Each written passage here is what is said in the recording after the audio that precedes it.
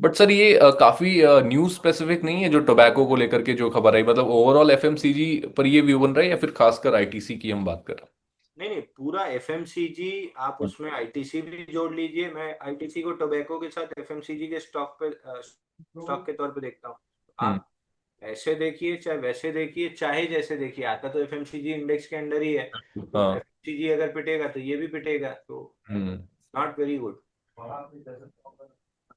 चलिए sir REC पे सवाल आ रहा है विकास जी का, और ये कह रहे हैं कि सर आरईसी को एवरेज आउट कर सकते हैं क्या इस पॉइंट पे, और इसके साथ ही जारो इंस्टीट्यूट को लेकर के भी सवाल पूछ रहे हैं सर। कह रहे हैं कि जारो में आईपीओ के टाइम से मैं होल्ड कर रहा हूँ, यहाँ पर भी फंसा हुआ हूँ, क्या करना चाहिए? आरईसी लिमिटेड तो 388 आ रहा है, 388 निकलता है तो खींच हम्म। काच के 434। बट बजट के आसपास जरूर इन स्टॉक से निकल लीजिएगा।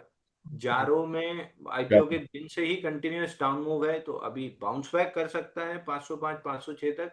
बट रिवर्सल के कोई अभी इंडिकेशन नहीं है। 500 पर। चलिए आरईसी और जारो इंस्टीट्यूट को लेकर के भी हो गया। पिंटू कुमार जी आपका जो सवाल था टेनको क्लीन एयर का, वो हमने पहला सवाल ही लिया है शुरू के जब शो स्टार्ट हुआ तभी हमने ले लिया, तो आप उसको रिविजिट करके देख सकते हैं। सर एक और व्यूअर हैं वो लिख रहे हैं कि sir Anshul sir Tata Tech अभी क्या राइज होगा? वीकली चार्ट पर डोजी कैंडल बनती हुई नजर आ रही है।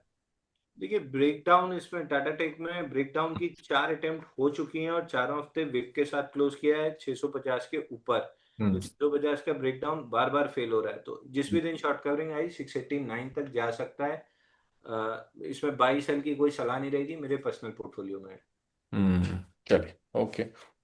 सर शुगर सेक्टर को लेकर के पूछ रहे हैं कई सारे जो व्यूअर्स हैं, शुगर में कुछ पसंद आ रहा है सर अभी इस पॉइंट से जहाँ पे खरीदारी कर सकते हैं? देखिए, शुगर में अभी कोई खास मूव आते हुए नहीं दिख रही है। मैं एक ही स्टॉक फॉलो कर रहा हूँ फिलहाल शुगर में, क्योंकि हम्म। प्रमोटर बाइंग उसमें हो रही है, तो दावंगरी शुगर इकलौता ही मैं फॉलो कर रहा हूँ और कोई शुगर स्टॉक्स एज सच में भी फॉलो नहीं कर रहा हूँ।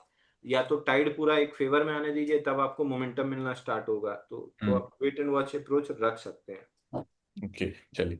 अंशुल सर एक सवाल और आ रहा है, ये पूछ रहे हैं कि सर बजट को लेकर के अभी से आपका मतलब अगर एक पर्सपेक्टिव जानना चाहें, क्योंकि पिछली बार बहुत ही कंजम्पशन बेस्ड था, और जो लोग हैं जो नॉर्मल आम इंसान है उसके तक जो पैसा है वो पहुंचाने की बात थी। इस बार किस तरीके का एक व्यू बन रहा है, कहाँ पर फोकस हो सकता है, किन सेक्टर्स पर इस बार आप ज़्यादा बुलिश है जहाँ पर गवर्नमेंट एक जो है बड़ा स्टेप ले सकती है?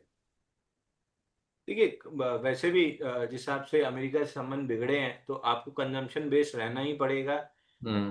कंजम्पशन इंप्रूवमेंट अगर होती है, उसके तरफ गवर्नमेंट और काम करती है, इंटरनल कंजम्पशन आप जितना बढ़ा लेंगे आपकी डिपेंडेंसी उतनी कम हो जाएगी। उसी की तरफ गवर्नमेंट का फोकस है भी और होना भी चाहिए, और हम्म। शायद रहेगा भी। तो हम्म। इवेंचुअली थोड़ा सा टैक्स में छूट, थोड़ा इधर उधर 8 पे कमीशन 9 पे कमीशन कौन सा लगना है वो लग जाता है, अगर ये सब चीजें होती हैं।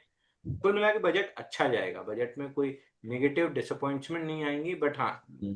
रेलवे डिफेंस पीएसयू को लेके जो ओवर ऑप्टिमिस्टिक वापस चीजें बिल्ड हो रही हैं हम्म। बजट के बाद, उनको डिसअपॉइंटमेंट एक्सपेक्टेशन फ्रंट पे लगेगा तो सेलिंग आएगी।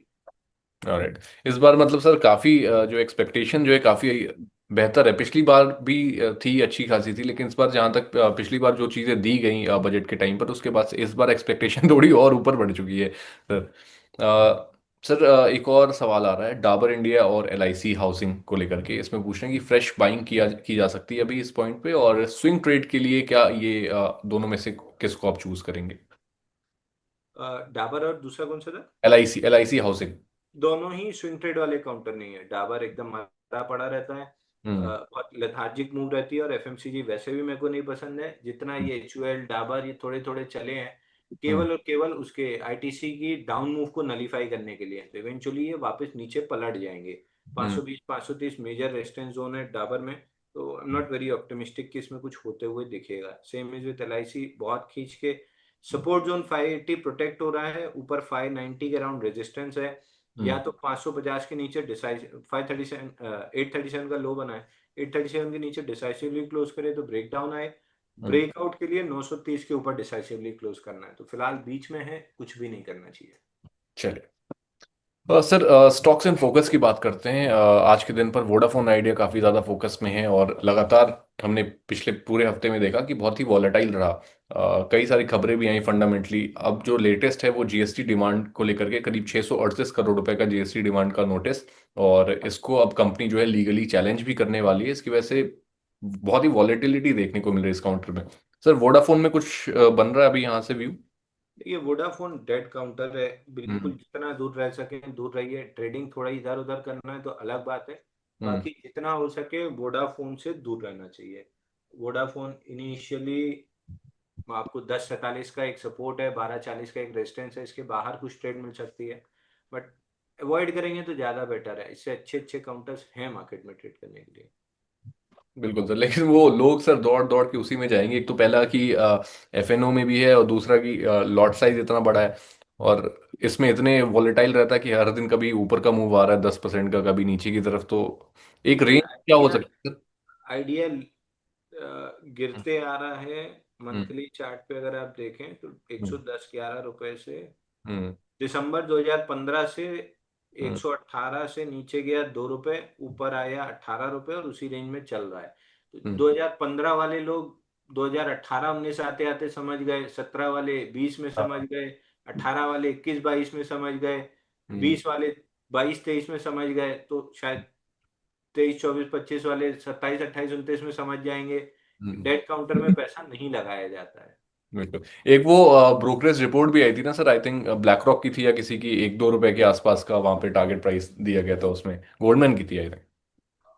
अब वो लेवल शायद ना आए या आ भी जाए अगर सब कुछ खराब हो गया तो। बट हम्म। अगर मगर के बेस पे ट्रेडिंग प्लान नहीं बनता ना, ट्रेडिंग प्लान तो एक सेट ऑफ रूल से बनता है, और उस किसी भी ट्रेडिंग प्लान के रूल में आइडिया तो नहीं आएगा। हम्म। कोई भी स्ट्रैटेजी आप लगा लो, उसमें आइडिया तो आई थिंक अवॉइड ही करना चाहिए। अनलेस कोई स्ट्रैटेजी नहीं है और बस मेरा मन मेरी मर्जी, तब अलग बात है। हाँ, मतलब वो सर सट्टे वाली स्ट्रैटेजी में कहीं फिट बैठ सकता है। वहां तो फिर अंत भी धर्मराज युधिष्ठिर वाला ही होता है। 12 वर्ष वनवास में आप ही जाएंगे कैपिटल जुटाने के लिए। चलिए, ठीक है। सर, अरुण कुमार हैं और ये पूछ रहे हैं सर, नेटवेब टेक्नोलॉजीज क्या व्यू बन रहा है सर यहाँ पे नेटवेब में? ये नेटवेब में 3700 का ब्रेक बाइंग क्लाइमेक्स का ब्रेकडाउन है। हम्म। 2822 पहले आना है, उसके बाद 2300 और 2370 और 2190। तो बाइंग क्लाइमेक्स हुआ है 3700 पे, कोई भी रैली मिलती है तो बेच के ही चलना चाहिए। चलिए। पिंटू कुमार है सर, इनका भी एक सवाल आ रहा है। ये पूछ रहे हैं एमआरपीएल के शेयर्स में सर क्या राय बन रही है? इनकी जो बाइंग प्राइस है वो 176 की है। पूछ रहे हैं क्या करना चाहिए इसको सर? एमआरपीएल होल्ड कर सकते हैं, 171 तक बाउंस बैक करते हुए दिख रहा है। 171 पे दोबारा सवाल पूछिएगा। ऑलराइट। मार्केट एनालिस्ट नाम है सर इनके यूजर नेम का। और ये कह रहे हैं कि जाइडस वेलनेस प्रॉफिट बुक करें 465 पर। नहीं, जायडस में पिछले 2 दिन में अच्छी वॉल्यूम बेस्ड बाइंग हुई है। हम्म। 482 निकलता है तो फिर ऊपर में 526 तक भी जा सकता है। सो आई वुड से जायडस थोड़ा सा होल्ड करना चाहिए। मंथली चार्ट पे 2 इनसाइड वीक था और मदर कैंडल का लो स्वीप हुआ है दिसंबर में। हम्म। एक प्रोबेबिलिटी है कि 480 485 की जोन अगर जायडस वेलनेस क्रॉस करता है तो फिर काफी अच्छी अपसाइड मिल सकती है।